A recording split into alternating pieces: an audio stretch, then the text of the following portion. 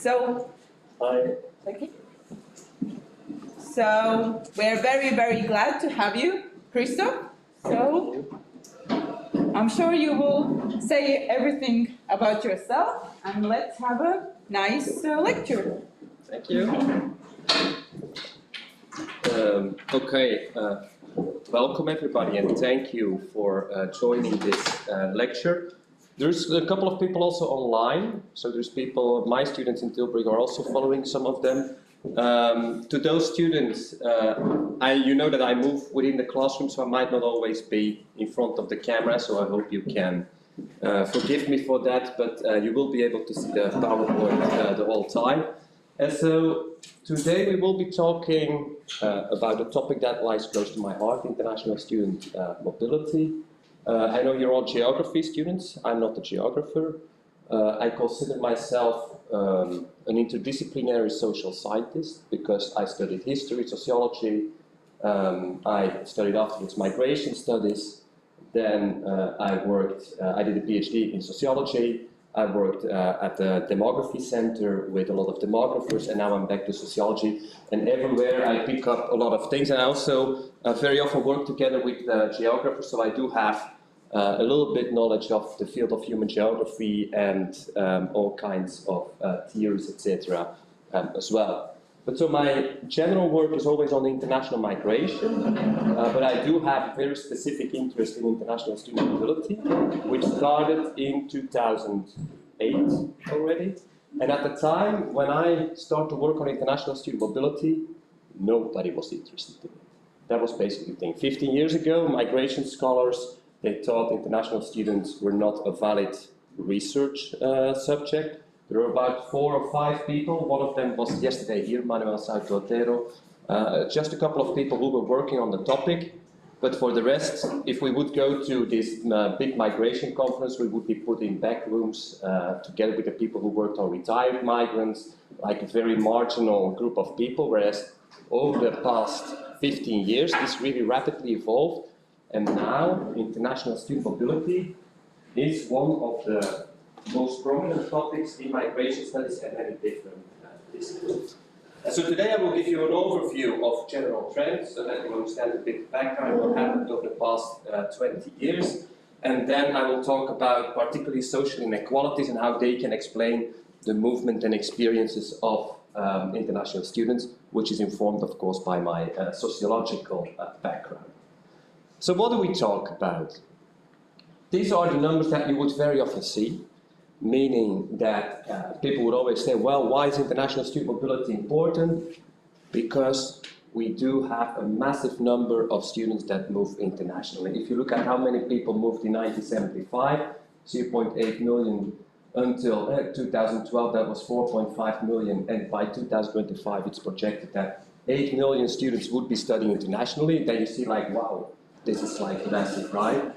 If you would look at the European Commission, they also have numbers on the Erasmus program, they would also see the same thing, right? So a big increase in the number of Erasmus students to 13.2 million students that actually profited from an Erasmus Day. Many people use these kind of graphs to indicate why international student mobility is so important to the research, because it is a phenomenon that is booming and is rapidly increasing.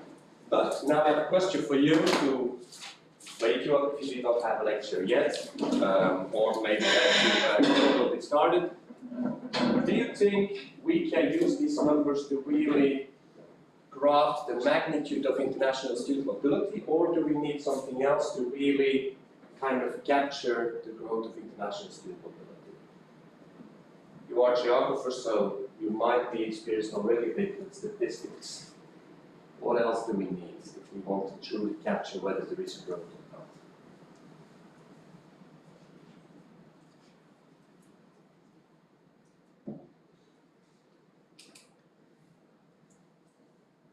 Don't be shy. People are talking, so you might have some ideas. You might have some ideas. Maybe it would be important to see where they go, from where to where. One thing would be to kind of look where they go. But another thing, if you think, okay, why did the number increase also? What would be a reason that this number increased. The general trend in many societies across the world since the Second World War. What happened with population, world population? Skyrocketed. What happened with people entering higher education? That also significantly increased, right? And so this is kind of a political way of presenting things and saying like, wait, this is important, but actually we should also look at graduation rates in European countries, right? And if we graph this, sorry for the ugly graph, but still you can, it shows quite clearly for many European countries that there is an increase in the number of people that have tertiary education, about 10% here, 1950, 60. If we go to 2000, 2010, I did not use more recent numbers, but then we are already over 40% of the population. So it means that it goes together with the increasing international student numbers. So the more people enter higher education, also the more logical it is that people do end up in international student mobility. So then we can look at the relative number of international student mobility, and then actually we see quite a different panorama depending on the country that you're looking at, right? So here we see for credit mobility that for the EU as a whole, we only speak about 8% of bachelor students that are being mobile, 7.7%, and 10.8% of master students. So that already gives a bit a different panorama. If we look at the green mobile students, so credit mobile students are students who go on Erasmus, for example, right? 6 months, a year, and they return to their home institution. And then we have the green mobile students. If I would study at the University of Latvia for a whole bachelor degree in geography, I would be the green mobile student. And then you see that this number is even lower. So this kind of already provides a different picture. And so if we look at absolute numbers, we talked about 6 million students in 2019. But that's only 2.6% of the world student population in 2019. And that is quite different, right? If you present this number of 2.6 against this 6 billion, the impression that you create is very different. But then I wonder, I don't know whether you already had, did you have introductory course on international migration? No. Do you have an idea of how many migrants are mobile internationally, if you take the world population, and how many people in the world population are an international migrant? Who wants to try? What do you think? A percentage? 10%. What do you think? Sorry? 15%. 15%? What do you think? 25%. 25%, and you? 5%. You're close, because it's actually only 3% of the world population, right? So that's here, and you see the development of the percentage of the world population being an international migrant. That's only 3%, and it has been quite stable over the past 50 years. And the same can be said for international student mobility. That just to indicate that it means 97% of the world population is not being mobile. And also for the students, it means that 97% of students worldwide are not being mobile. Just to say that this raises all kinds of interesting questions, which people in the field very often forget, right? For example, why is the majority being immobile, right? Is it because they do not have the capacity to become mobile? Is it simply because they're tied to their home country because of familial relationships? Is it because of tertiary education capacity issues? So there are all these kind of interesting questions that can actually be raised when you also consider the non-mobile side of the population. And we should never forget about it. If ever, for your bachelor thesis or master thesis, you want to do research on international student mobility, do not forget to also compare your results with a sample of or interviews with non-mobile students, because in order to understand why people move, it's also essential to understand what the majority of people are doing, right? So that's an important note. All right, and then we get into a quick historical overview, which is based on a book chapter that I published with Raul Chuda, who's a scholar in California, about 2 years, 1.5 years ago. And what we did is we divided the development since the turn of the century, the 2000s, into 3 different waves. So from 2001, 2008, 2008, 2016, the second wave, and then today we're in the third wave. Maybe if you read the book chapter that I sent, you already know a little bit about the content of these different waves. If you didn't, no worries, we will dive deeper into it right now.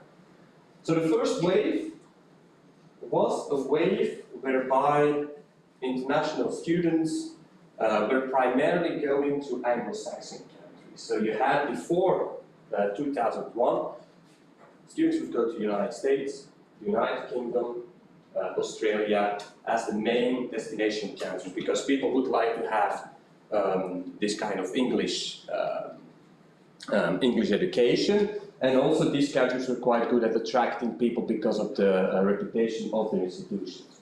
But then, as you see here on the picture, you know what's on the picture, I guess? Who knows what's on the picture?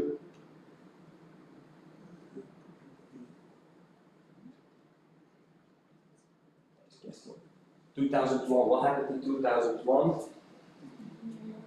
New York, exactly. So that's the new World Trade Center. So you have these slides now, where previously the World Trade Center was. But so the US had this terrorist attack, and what happened was that they posed more restrictions to international students because they were afraid that also through international student mobility, you might have more potential terrorists coming to the country. And so migration restrictions were put in place. And so in this first wave, since the turn of the century, what we actually see is that the dominance of the US, particularly in the international higher education landscape, was slowing down, was stagnating, and that other countries became more important. And particularly European countries became important because of the Bologna process that happened and the establishment of the European higher education area. So when we talk about the 90s, you have to imagine you study at the University of Latvia, you want to go to, I don't know, the University of Montpellier in France. That was very difficult because there was no ECTS system, for example, and then you had to go to an international office. They had to phone still with the international office in Montpellier, or maybe they had some rudimentary computers to write emails at that time already, after waiting for 10 minutes and drinking coffee before it started up. But then they would have an agreement, and afterwards there would be a lot of paperwork in order to make sure that the courses that you took would be convalidated also at this university, because it was very difficult to compare different courses and different degrees.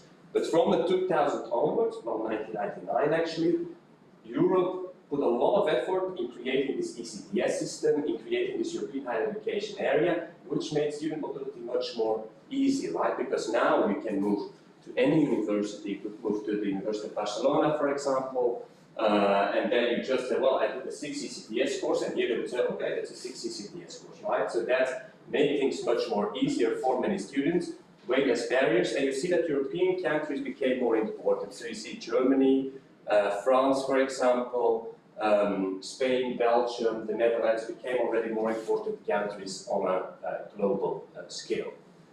And so that was the period until 2008, but then in 2008, we had this global economic crisis, which really was a very important event in many countries. For example, why am I here right now? It's also because of the global economic crisis, because I was working in Spain at the time for the International Organization for Migration. Suddenly there were severe budget cuts, and then they changed the voluntary return program of international migrants that I was working into an expulsion program, because that was, because of the crisis, a much more popular thing to do by the government. And so for me, ethically, I could not continue my work, and then I decided to do a PhD, and so that's how I come here today in Latvia as well. So it's not only many individuals were affected by it, I was affected in that way, but also higher education institutions, because it meant that many governments said, okay, there's a crisis, we need to save money. How do we save money? Well, we just take it away from the education sector, we just reduce budgets, not only, right? So I should not say it's only the education sector, but we reduced the budgets for higher education, and that meant that for many institutions, suddenly it was like, okay, how do we then keep us financially stable? And international students became very important. And why? Because international students, particularly if we think about European context and the European Union from outside of Europe, they do pay quite a high amount of tuition fees. I don't know whether there's any international non-European student here in this room. Is there any? No, nobody, okay. Because then we could ask how much you pay, but generally, I know from the Netherlands, the students in my bachelor courses, for example, and they pay up to 16,000 euro per year to study in the Netherlands. So that is quite a lot of money, and in many countries these tuition fees were increased, and many countries also start to actively recruit international students because they say, well, if we don't have that much money anymore, and particularly the UK was very active in this respect, then we need all these international students to make up for that budget. And in the UK, for example, it's 15% of the total higher education budget that consists only of the tuition fees of international students. So they kind of became the cash cows of higher education. At the same time, what we also see is that, and that's very interesting, is that some other countries that traditionally did not attract many students started very actively to recruit students as well. China, which previously was the main sender of international students, they started with a program studying in China to attract international students to China, also because of soft diplomacy reasons. And you have also the Science Without Borders program in Brazil, for example, which tried to attract many more people to Brazil. So in that time we also see that Malaysia, Saudi Arabia, Turkey, China, Brazil were becoming kind of regional hubs for international students as well, because if there's an increase in tuition fee, very often it makes it more difficult also for students to go to the popular traditional Anglo-Saxon countries, because not everybody has 16,000 euro in their pocket to move, right? So that's kind of logical then that they look for other destinations which offer things more cheaply. And that also went together with the development in many European countries, and particularly in the Anglo-Saxon countries, whereby students were increasingly being considered as potentially fraudulent.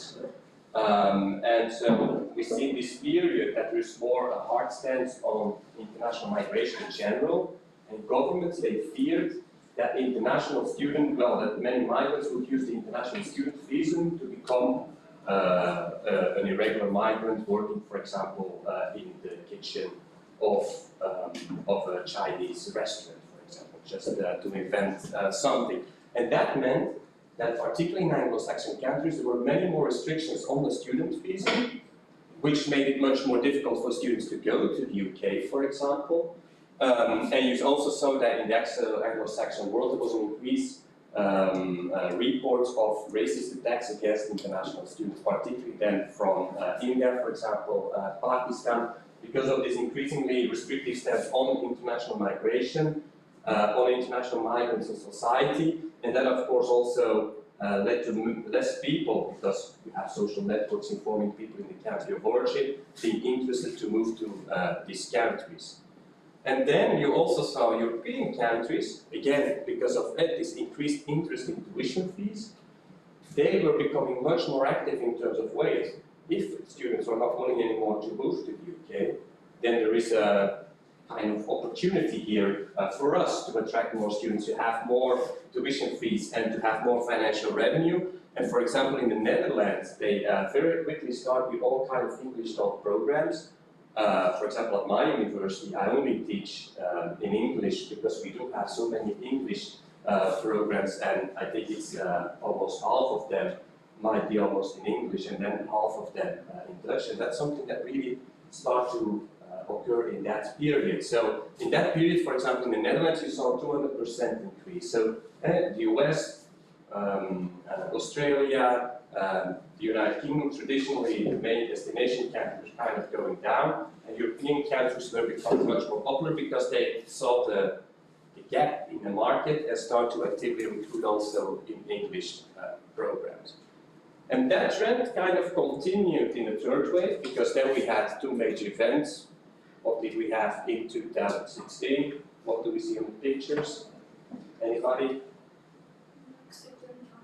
Exactly. So we had Brexit and we had Trump, and you might remember that Brexit also was very fierce on migration, and they really wanted to reduce the number of international migrants to the UK, which interestingly did not happen, by the way, but that's for another course maybe to discuss. But also in the United States, Trump was very much against migration, and he also tried to put a ban on migration from certain Muslim countries, so international students could not come anymore. But also in the student visa, they introduced significantly higher barriers for students to come to the United States. So what happened is that the US and the UK, they really became less popular, also because in the UK now students are defined as migrants, not as a separate category anymore. They enter the migration numbers. So they really entered this policy trend of decreasing the number of people coming in. But also in other European countries, there's many more discussions right now, Belgium, Denmark, the Netherlands, Switzerland, about decreasing the number of international students because of the discussions on how many students the system can support. In Belgium, where I live, at the University of Antwerp, for example, there's many discussions, okay, do we really need to have all these Dutch students coming here and profiting from our system? In the Netherlands, they're complaining about the German and Belgian students that are coming to the Netherlands. In France, they're complaining about the Belgian students coming to France. So because in Europe, we do have the right to move everywhere we want for education, because if not, if they do not allow you, there is this non-discrimination principle. But that meant that for some countries, they think, well, this marketization and this rapid increase in international students because of these English taught programs also put a lot of stress on the system. And so many countries now are kind of moving again from the red carpet strategy, right? Like, come here, we want you for these revenues, towards the red card in football, like, oh, wait, please stay where you are because the system cannot support you. So that's a significant change. And that also, well, in the meantime, we have this increase in fees, also meant that countries like Malaysia, Saudi Arabia, Turkey became even more important. And so we see a shift really from these traditional Western destination countries towards a much more spread of international students across the world, with many regional attractions. South Africa is very important for people in the south of Africa, Brazil, for in South America, China attracts many international students also today, and they're also very active. So you see in Malaysia, Singapore, they all very much attract many more students than before. And then of course we had the COVID-19 pandemic, and then many scholars were thinking like, okay, now everything will change, and we will have much more virtual mobility, and students will not participate anymore in mobility. But what we actually see is that through the COVID-19 pandemic today, the international student numbers are again at the same level as we had before. So we interrupted, of course, because of the travel restrictions. But nowadays we're again at the very same level that we were before. But also that it even increased this regionalization, and that students are not willing anymore to move very long distances, pay very high tuition fees to Western destination countries, because they do have very good educational offers, which very often are closer by, which very often also are interesting for them to do. So the main consequences is, on the one hand, there is an increase in inequalities, because for students from lower socioeconomic backgrounds, it's more difficult to become mobile because of this increase in tuition fees. That's really a huge issue for these students, and many of them, they cannot afford it, so it becomes something really for the upper middle classes and the higher classes, particularly for degree mobility. But we also see these increasing inequalities between countries, right? With some countries becoming very dominant, and other countries losing a lot of students. But this is particularly important, and that now China, Malaysia, and Mexico, also did not mention Mexico yet, are becoming very important regional destinations. Are there any questions about these general trends. Are you still alive? Might be a lot of information, and we might need to become a little bit more interactive. So now I would like to hear from you, because there is a huge discussion in human geography, in sociology, migration studies, because very often they start to focus on international students. And some scholars say, well, international students are migrants, and others say, well, they're not. And I would like to hear your opinion about this. What do you think?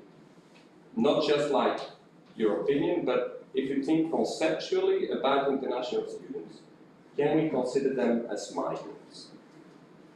Let's take 5 minutes, and maybe you just form groups of 5 persons or so, like two together always, and you think for 5 minutes, conceptually, can you consider international students as migrants? And then I randomly pick some groups and we have a short discussion.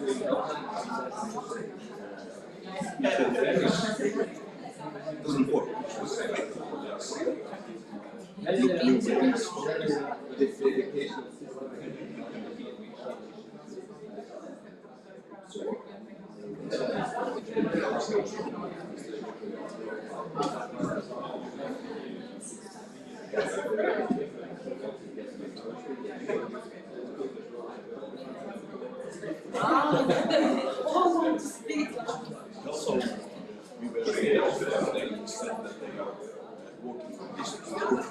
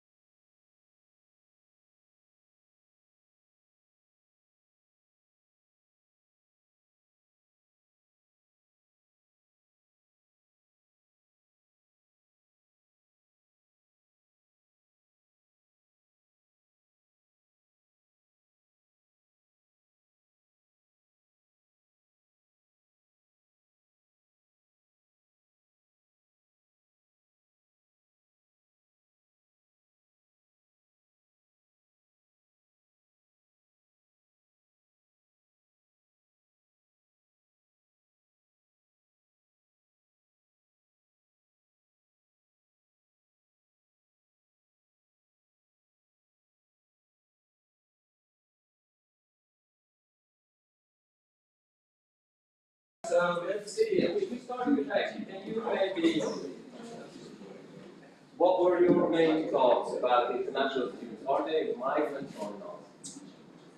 Well, theoretically, we think that everybody who travels for a reason to another country for a longer period of time is a migrant, but if we want to look further, we need to look at the reasons why people travel. Okay. So you think that the time period is one of the Yes. things that delineates whether somebody is a migrant, and we have to look at motivation. But does study then qualify as a migrant or not? Study motivations. We think Yes. yes. Okay. Let's take some other, maybe you over there, this group at the end.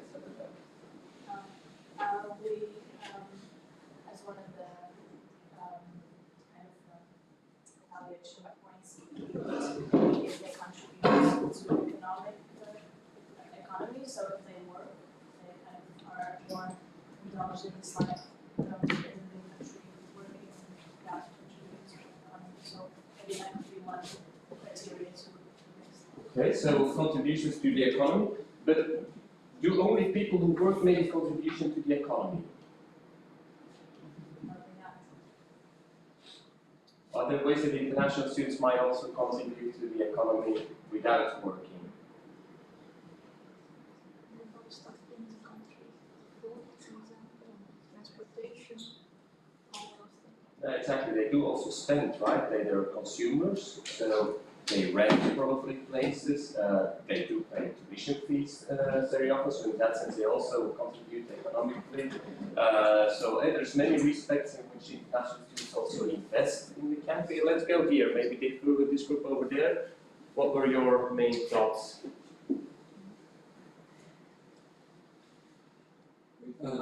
We said that, yeah, we kind of all thought that, like, to answer the question, mostly yes, because we read the definitions of what being a migrant is. It's basically like when you're in a country for, like other groups said, like a longer period of time. So that's why we all thought that, yeah, sure. And, well, also you can add the point of the economy and consumerism, like, yeah, it all sums up. But let's take iteration again. So you indicate, okay, we talk about longer periods of time. But what then with Erasmus students? Can we then say they're only there for 6 months? Can we conceptually consider Erasmus students then as migrants or not?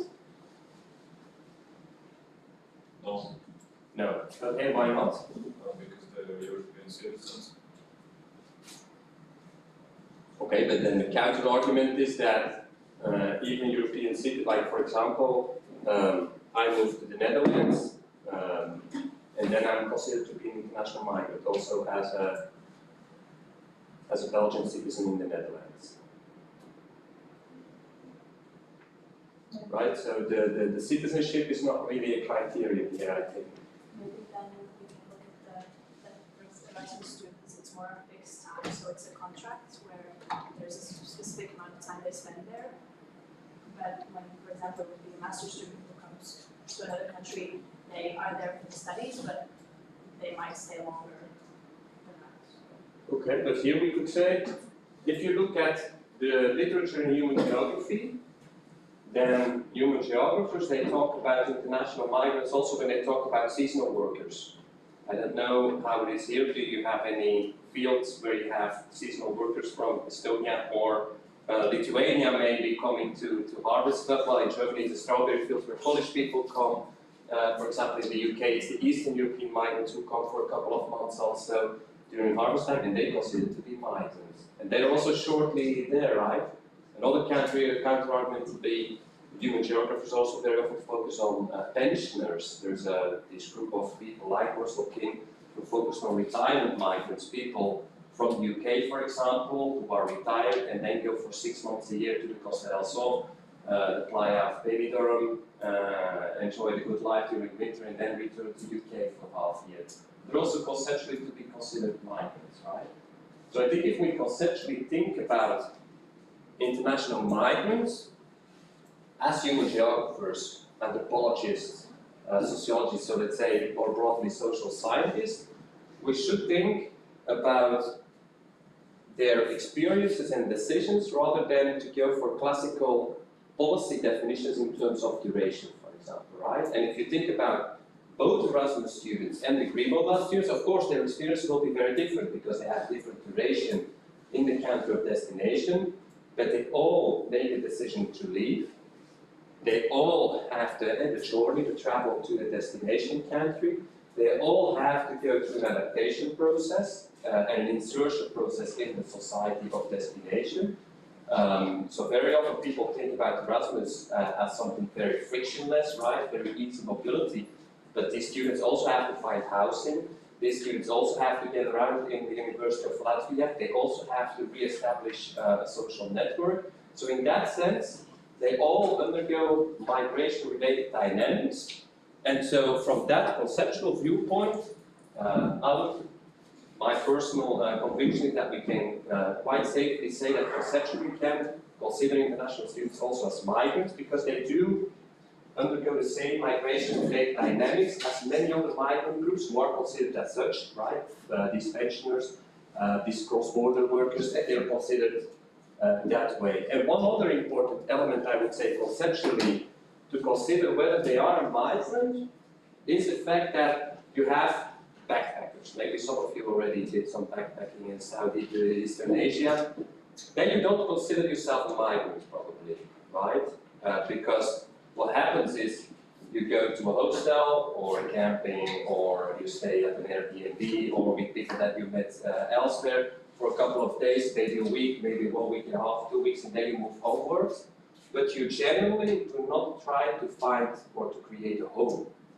Whereas for international students, both Erasmus students and the Greenwald students, they do also engage in what there is a beautiful book by an Italian sociologist, Paolo Boccagni, on homing practices of international migrants, and he also talks about international students, and they do also engage in these practices, right? They do find a room, and it's not simply a room that they do not decorate where they are staying half a year, only coming back from university sleeping. No, they do go to IKEA, try to make this a cozy thing with kind of lighting. They put posters on the wall, pictures, to really try to make it home. And so conceptually, we can say that international students from many different viewpoints can be considered an international migrant. And then I have one last question for you before we have a short break. I know you're not used to having breaks in the lecture. I've been told that in the Netherlands we do have this habit of only teaching for 45 minutes and then having a short break. But imagine that you want to write your bachelor thesis on international student migration, right? And you want to know why international students move across borders. What kind of actors and different levels would you focus on when you set up such a research project? If you want to holistically understand international student mobility, holistically meaning like totally, right? Not only focusing on single experiences.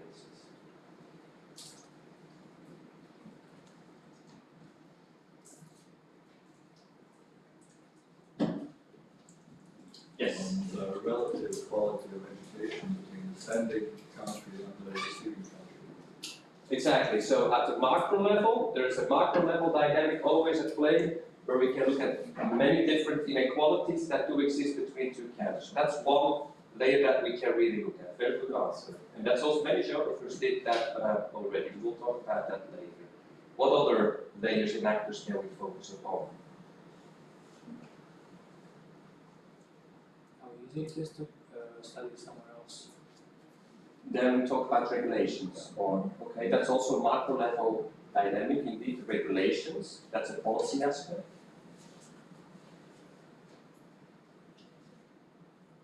Other things that we can focus upon. Let's move beyond this macro. The macro level, as a sociologist, I really mean this in international inequalities between countries, right? Economy, labor market, educational systems, etc. But we do have other layers.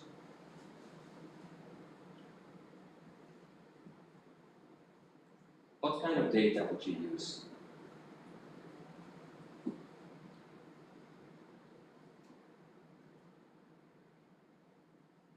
Maybe you try. Yes.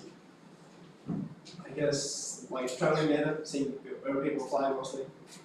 Okay, so that's secondary data, travel data, but you could also get some other data. What other data can you gather? So one thing is to say we have data sets that are out there and we use that. What can you do also?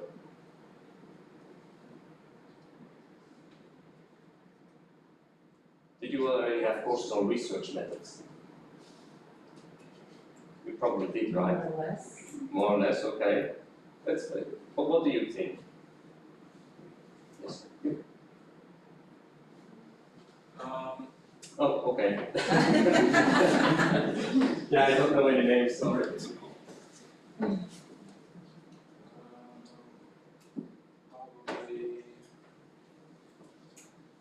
Well, I was thinking more about the household dynamics.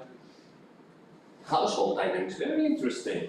So that indeed could be an interesting layer, and then we would move more at the kind of micro, meso level, well, micro level focus, right? So it is not only about travel regulations and inequalities between countries, but it's also the individual level. Students make decisions, but then I think household is very nice to hear for sociologists, because we always would say people do not make rational decisions in a social vacuum, right? So they are influenced by their environment. So you could indeed also focus on households and how relationships and talks between people within the household might influence them. So we have the micro level, individuals, households, social networks.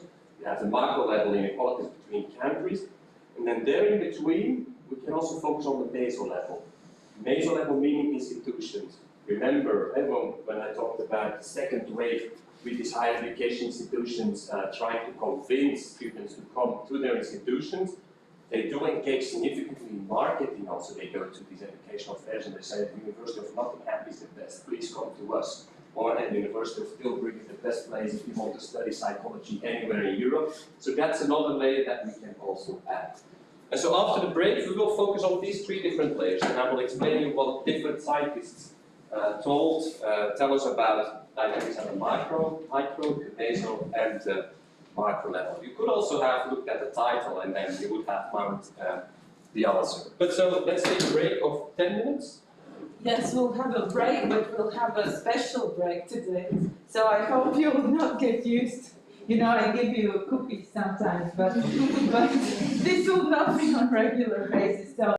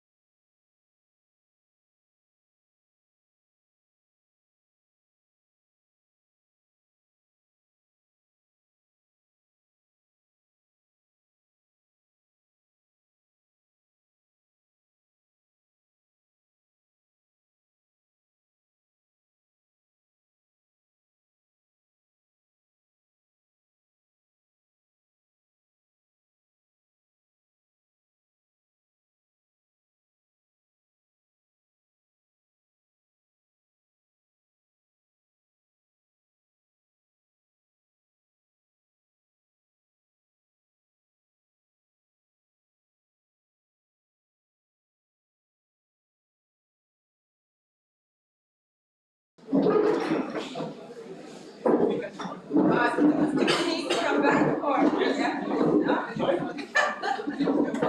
You can also do a work.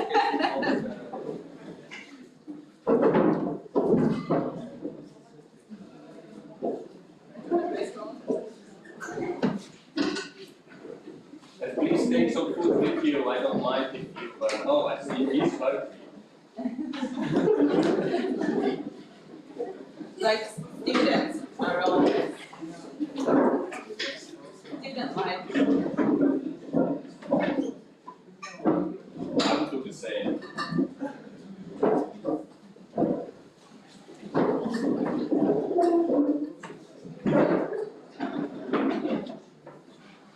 Okay, so while you're enjoying your food, let's continue with a more fine-grained dynamics at the micro, meso, and macro level. So first of all, the field of international student mobility became very interdisciplinary, and I think if we look, like, it's very broad brush, right? So it's a little bit reductionist, but if we look at the different disciplines that contributed to our understanding, a lot of economists and geographers focused on this macro level flows. So in that sense, it does not surprise me that as a human geographer, you also come with a lot of macro level factors. They have this social inequality aspect is something that sociologists focus a lot upon. Do different groups have different benefits from international student mobility? Do they participate differently?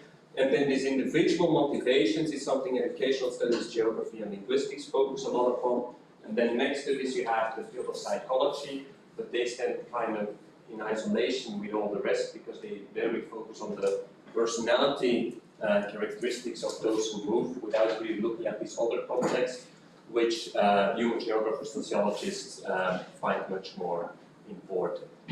But so if we look at the reasons for students to move, and we put all the scholarship together, we end up with this kind of figure, which basically indicates that if we want to have this holistic understanding, we have to look at the personal characteristics of people at the micro level, so it's age, gender, socioeconomic status, ethnicity, personal preferences. Then we have the structural factors, geography, geographical distance, economic development, policies, educational systems, so many other things that you already mentioned.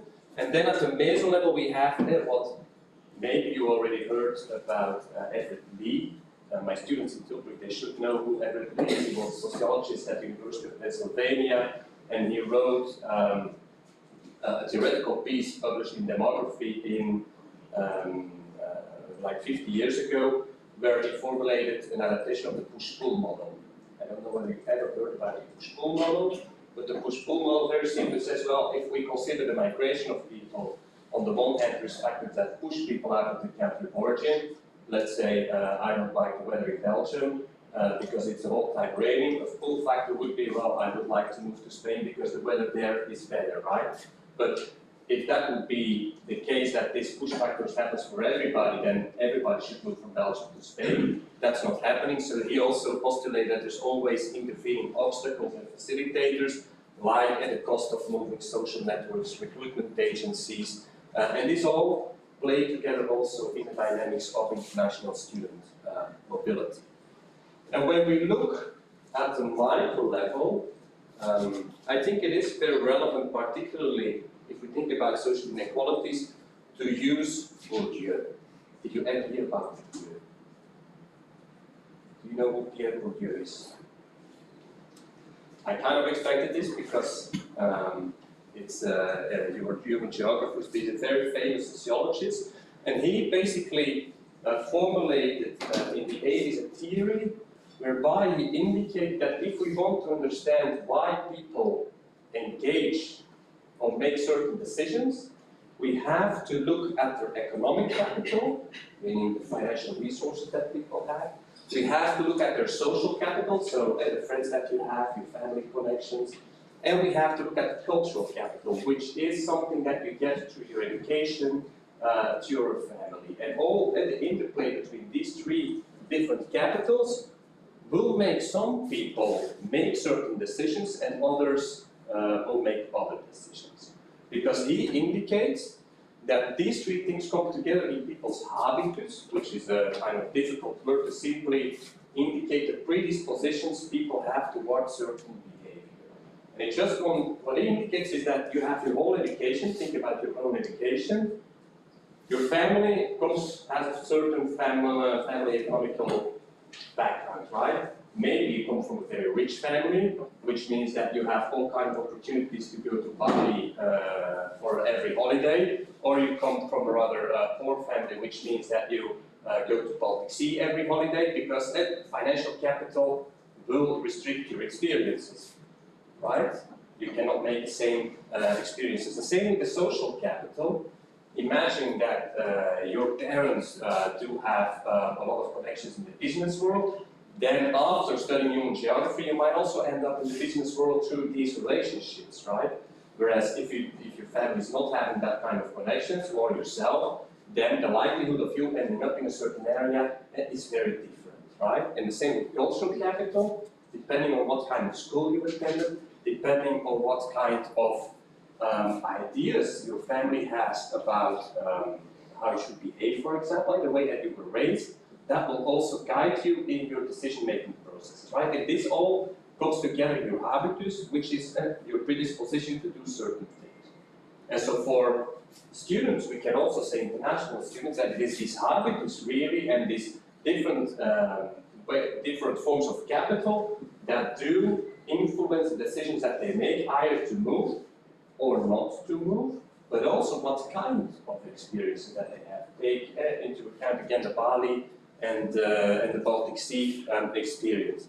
And very important here is that Bourdieu indicated that generally the upper middle classes and the higher classes in particular are looking for distinction.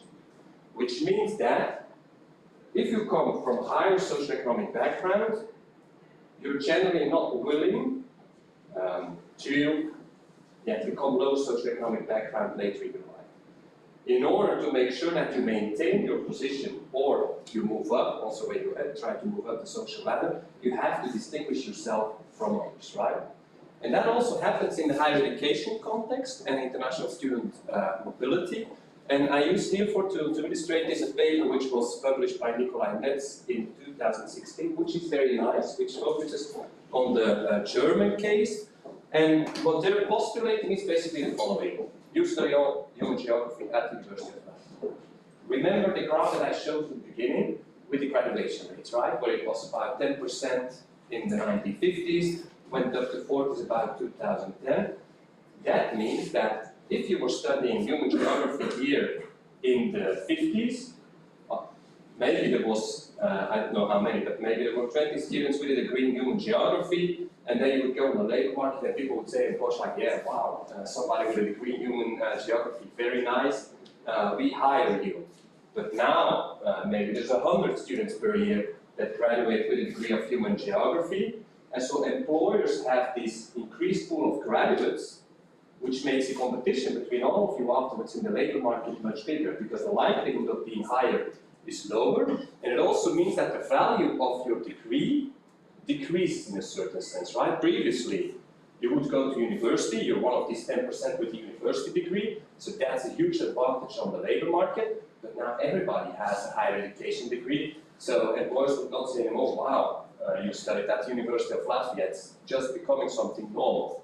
And then according to Bourdieu, and that's also what they postulate, is that then people try to distinguish themselves from others in order to make sure that they can socially reproduce, right? And what does that mean? It basically means that you can decide, well, I do not only study a master after my bachelor, but I also study a master after a master, maybe I do 2 masters even, just to make sure that I signal to employers that I'm distinct, different from the others, and that I'm better to hire. But you can also think about horizontal distinction. You all study human geography at the University of Latvia, but in the end, if you say, well, I go on mobility and I study at the University of Oxford for a semester, then you can say you also horizontally distinguish yourself from your peers here in this class group, because then you come back and you enter with the very same level, bachelor in human geography, the labor market, but then employers might say, hey, but wait, there is something distinct here and something different, because there was a semester at the University University of Oxford. And so that's the whole setup, right? The idea that higher education degrees become less exclusive, and that means that people search for ways to distinguish themselves from others. And that is what they are basically investigating. And what they also indicate is that the European Commission, we were talking about that yesterday as well, is aware of social selectivity in mobility programs, because the idea is that particularly the middle classes and the upper classes then engage in Erasmus days, for example, because then they can distinguish themselves and maintain their social position. The European Commission, they know this, because it has been reportedly, they have been alerted to this by different scholars already.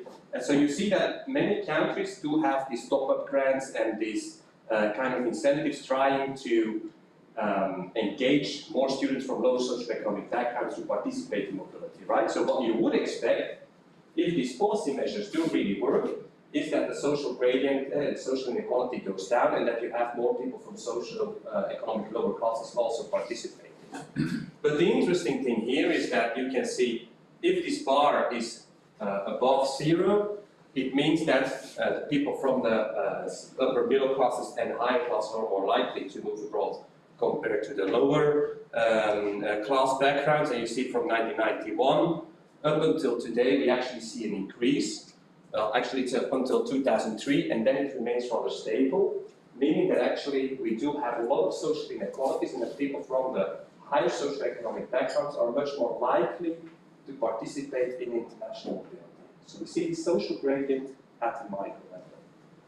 Interestingly, then the Commission said like, oh, but wait, if that is the case, then we also have to think about maybe it's too expensive for these students to go half a year abroad. So we offer these short-term intensive programs of 1 week, 2 weeks that students can participate in, right?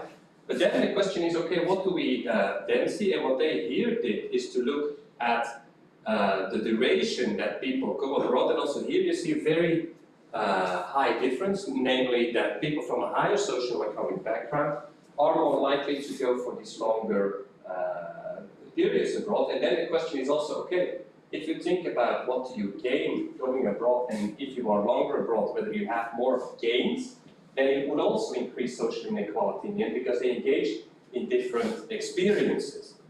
And then about the scholarships also, and so there is this incentive of the European Commission to provide more scholarships to people from disadvantaged backgrounds. That's how they phrase it. But if we look at socio-economic status, and we look at here, if this graph is below 0, it means that people from low socioeconomic backgrounds have more chances of getting a scholarship compared to when it's above. And also here you see very clearly that people from higher socioeconomic backgrounds are also much more likely to get scholarships to go abroad. And why is that? That is because of the cultural capital. If you come from a family where you are a first-generation student, as they call it, so meaning that you're the first one who goes to university, it is very unlikely that your family has the cultural capital to help you in terms of saying like, hey, but wait, there is this possibility, this great possibility to go on an Erasmus stay and to spend, I don't know, 6 months at the University of Padova. They won't know, whereas people from higher socioeconomic backgrounds are much more likely to know about these opportunities because of their cultural capital, and they will also be much more supported because they know how to navigate the system, they know where to find the scholarships. And so in that sense, what we see, and it's not only Nico who find that in his paper. A couple of weeks ago I published another paper, which actually next time I should put in the presentation, because there we have data which goes up until 2020, but also for Germany, and we find exactly the same pattern there as well, meaning that student mobility is actually reproducing social stratification that we already have in society. That's what we see at the micro level. Any questions here? Does it surprise you? You're not surprised? No, not at all. Okay. But so it's from a sociological perspective, it is very interesting in the sense that if governments are trying to kind of decrease these inequalities, but we see these kind of patterns emerging, then we have to think, okay, what can we do? And so that's very practical implications of research. What can we then do to make sure that people from lower socioeconomic backgrounds do uptake the possibilities that are there? And that's also where I think there's a huge societal role for research, also for human geography, but more broadly for the social sciences, in the sense of understanding the mechanisms as to why people from lower socioeconomic backgrounds do not participate that often in mobility. Do they face different barriers? Do they need different kinds of information? Do they need different programs? And this is all kind of unexplored, so if you need a topic for your bachelor thesis, I just throw it in the group, and you might... That's exactly what we need. Okay, good. And I think Elena would be happy to support you in the thesis, very likely. All right, but so that is how we see things happening at the micro level. And we see also interesting gender dynamics. For example, we see different, very interesting patterns in terms of ethnicity, but we won't have time to dive in all of these different things. But also, if you think about topics for your bachelor thesis, you could also think about ethnic background, gender. Gender is very fascinating because there's more female students moving compared to male students, and then you can think about, is this because of anticipated gender roles? Maybe there's many kind of explanations that we can think about, but we do not have a lot of research. All right, then the meso level. Meso level meaning higher education institutions. So what do we know when we think about the drivers of international student mobility? Then we see that prestige and rankings do play a role. And there is this map that I published together with Peter Ekamper some time ago, which is based on data from the European Commission. It was never my plan to publish this paper, but so what happened was I simply wanted to know for another paper that I was working on, which are the main destination cities Erasmus students go to. And so I sent an email to people at the Commission and said, well, look, can you tell me which destination cities are more likely to be picked by Erasmus students? And they said, well, we do not know. But here is a data set of all Erasmus students of, I think it was 2013, 14, 2015, 16, I don't remember the precise data set, but they sent me over email micro level data of 240,000 students, which is kind of funny if you think about it from a research perspective, because if we submit applications to the European Commission, we have to kind of sign all these forms in terms of data confidentiality, making sure that nobody will see, and they just simply forward it by email, which we can never do. But for me it was very nice because I could calculate all of this myself, and then I thought, well, now that I have that data set, I can also do some analysis to see where people move to across Europe. And then you see here how this prestige plays out, right? So here again we talk about inequalities. So if you see these crosses, these are the top 50 universities according to the QS ranking I think we used. Might also be at times one of these two we used. But then we see that it's very unequally spread because the colors represent the regions where students come from. And so you see that here, Paris, predominantly Northern Europe, London, predominantly Northern Europe, Manchester, predominantly Northern Europe, Scotland, predominantly North, and so everywhere where you see a cross, it's all Northern European students, which means that the reasons for moving at the meso level are very different depending where you come from. Look at, look for example here at Riga. You see there's particularly people from Eastern Europe that choose Riga as a destination, whereas people from Southern Europe, they're much more likely to move either to Italy, Spain and Italy, they do have a lot of mobility between them, but then also to the east, and then you have Belgium and a couple of German universities. So at the meso level, we see very distinct patterns in terms of where people move to.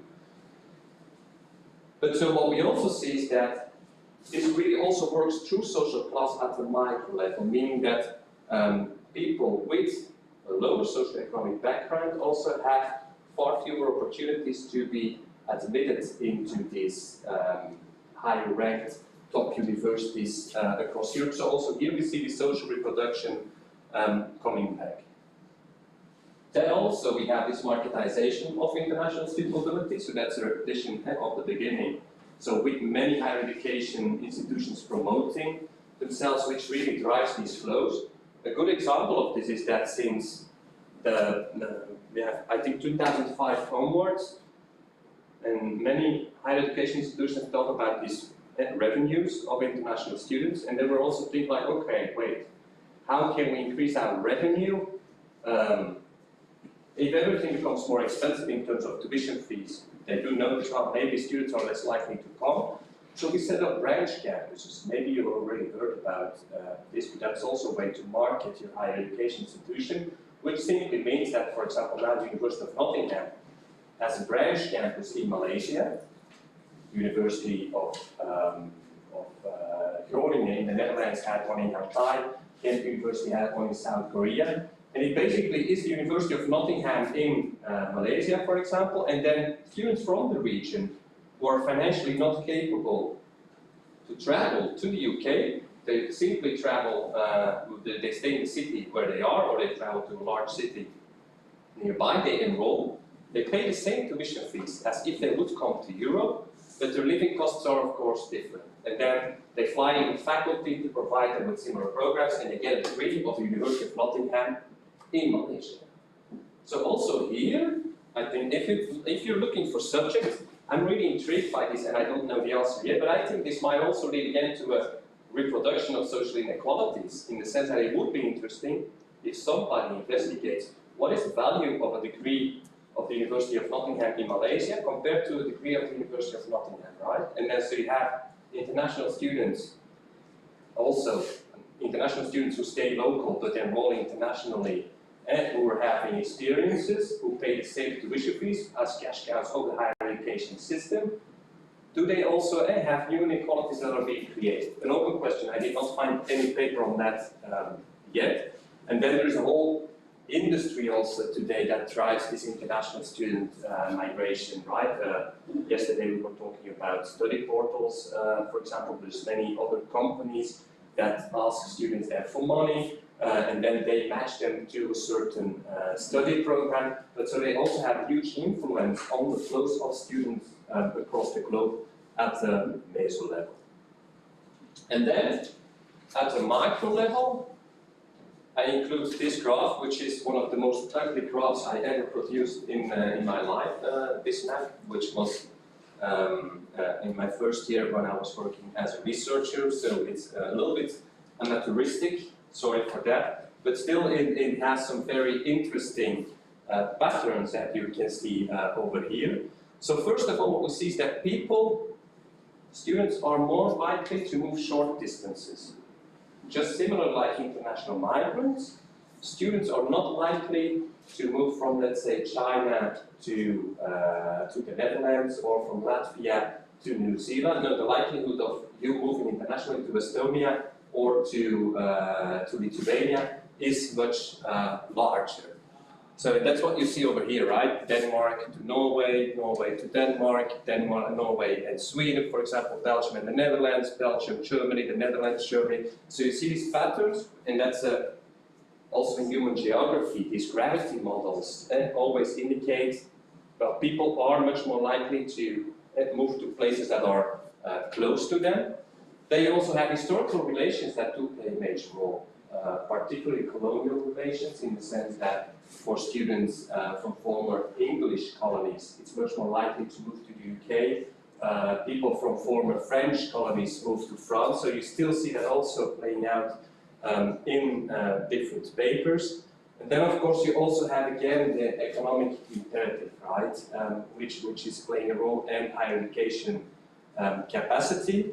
And so what we see here, and I have a graph here that I actually never showed up until now, it's the very first time that I show it somewhere, kind of links all this, in the sense that we do know that for international migration, the number of migrants that is going out of a country increases with the development of a country, meaning that the policy narratives that you very often hear about we should invest in developing countries of origin to prevent all these migrants to come, that's not how it works out in empirical practice. Because what you see is that if your country is very lowly developed, the chances of you becoming an international migrant, but here we test that for international student mobility, we find exactly the same, are very low. And why is that the case? Because you do not have the capacities to move very often, because moving costs money. If your country is underdeveloped, the chances of you having enough financial funds to move are actually very low. And also the aspirations to move very often are very low, because people are not exposed to all kinds of alternative lifestyles through higher education, for example, through media, etc. So then you see actually that once countries start to develop, so that's what you see here, right? So this is like how much countries are developed. Then you see that actually the more countries develop, we see that the more international students are moving out of the country. And you see exactly the same for international migrants, because once a country starts to develop, people have more capacities, financial capital, yeah, economy is playing a role. They do have more views on the world through all different kind of channels. And so the likelihood to move is much higher up until countries reach a tipping point in terms of economic development. And then you see the number of students, but also international migrants coming down. And that's what we see right now in China, for example, who already passed that threshold. And there's more people coming in, because this is also, this line is the in-migration. So you see the more developed you are, the more students you get in. But so China is there.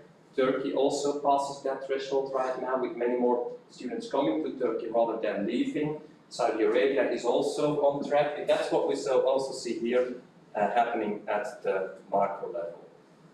And then finally, of course, it was also mentioned by you, the policies also do play a role, in the sense that by inserting certain visa categories, which make it harder or easier for students to come, they do play a very important role also in driving international student flows. And so I'm very out of time, but I want now to ask for you, I just have one slide left. What is for you the key conclusion of this lecture? What do you take home?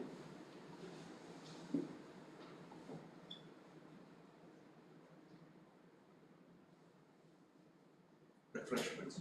Sorry? Refreshments. Refreshments? I'm not allowed, I don't know whether it's allowed to take that quote.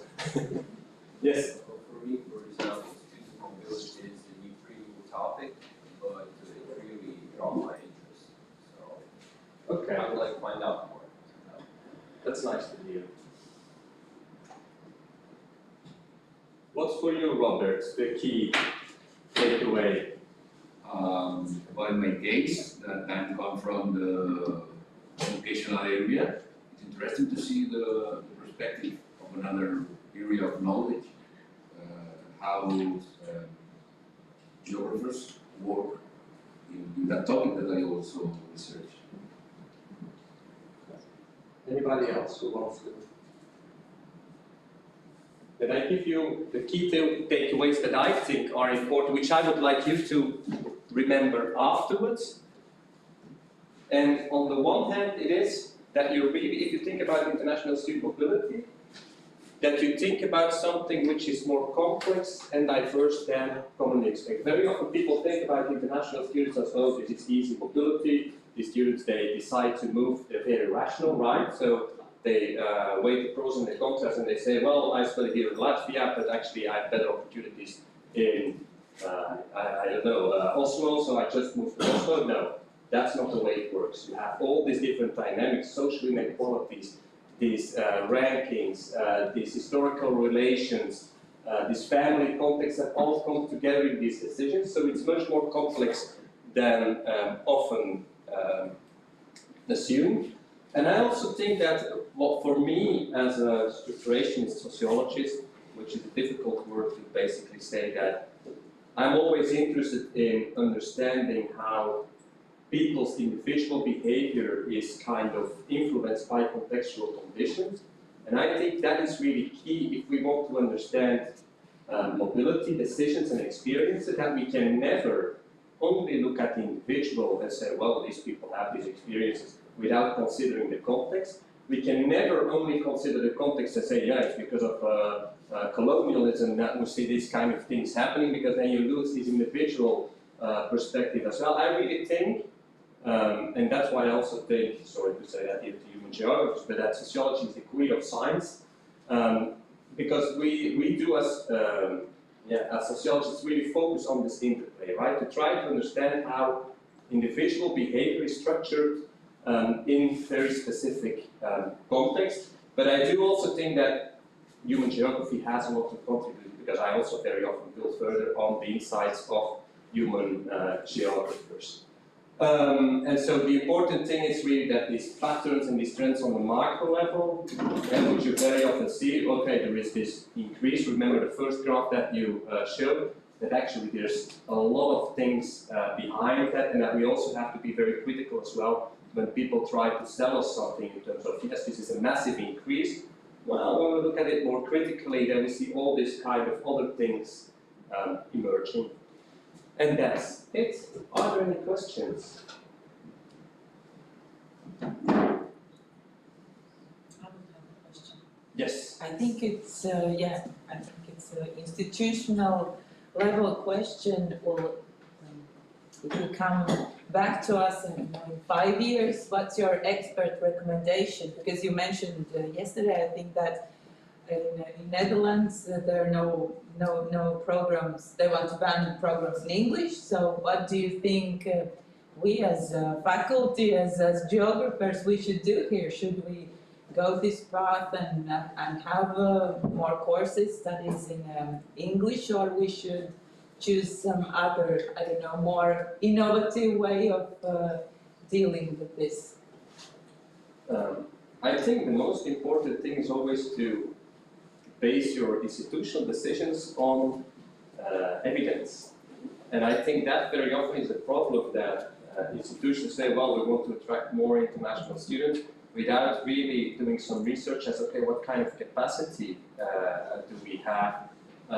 Can we really provide them quality services, and then kind of develop a strategy based on the real capacity that you have, right? And so in many respects, I think, also in terms of what you offer to your students, if you take social inequalities as something which, but that's my personal conviction, is something very important that we should try to really create equal opportunities for all, then you also need to understand first what kind of activities would students from different social backgrounds be more likely to engage in. And only once you know this and why they would do so, you can make a more tailored strategy. Because very often what I see is that also at my institution, people, they say, yes, let's develop an international strategy. Well, we invent a couple of things, yes, here's our international strategy. And then in the end, they say like, oh, but actually it's not working and we do not reach the students that we want to reach.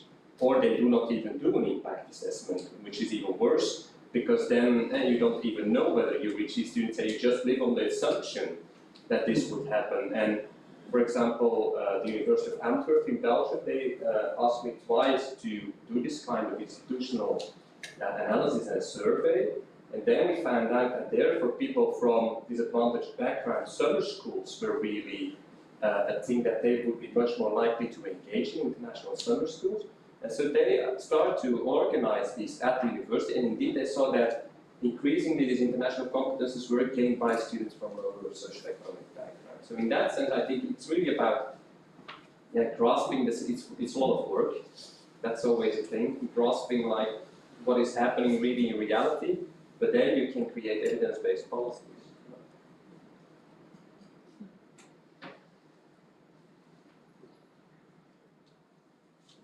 Yes, many thanks for your lecture. I think a lot of inspirational things, not only for the students, but also for us as researchers. But somehow continuing the Elina's question, we are here in the University of Latvia in ongoing reforms in higher education and also institutional reforms, and one of the aims is to increase this internationalization, but then strong focus on ratings. And the question is, do you find that these ratings play a role, affect somehow? And also by knowing that in your home country, but in Netherlands, some of the universities are avoiding to participate in these ratings for clear reasons of these new destinations and new emerging regions. And what are your thoughts about this? So what do you mean with ratings? I mean these international ratings, this rankings. Oh, so to increase your position on the rankings by attracting more international students.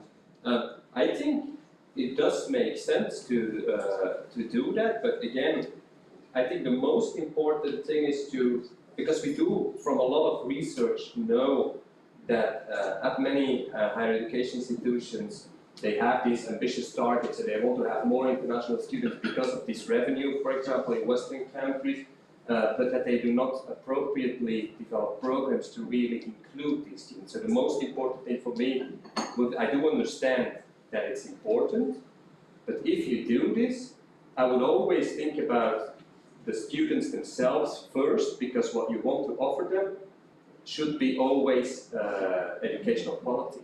And I think that is really key, that we should never forget in this, with this economic imperative and this increasing rankings, that the persons at the base are the students, and that we should really make sure that their experience is worthwhile and of high quality. Is that Thank you. And now everybody's thinking, I want to go out for lunch. Yes. Okay. No questions? No? Okay, I'll ask more questions next week, so I'll let you know. If you have any questions, you can always send me an email as well. No problem at all. Okay, well, thank you.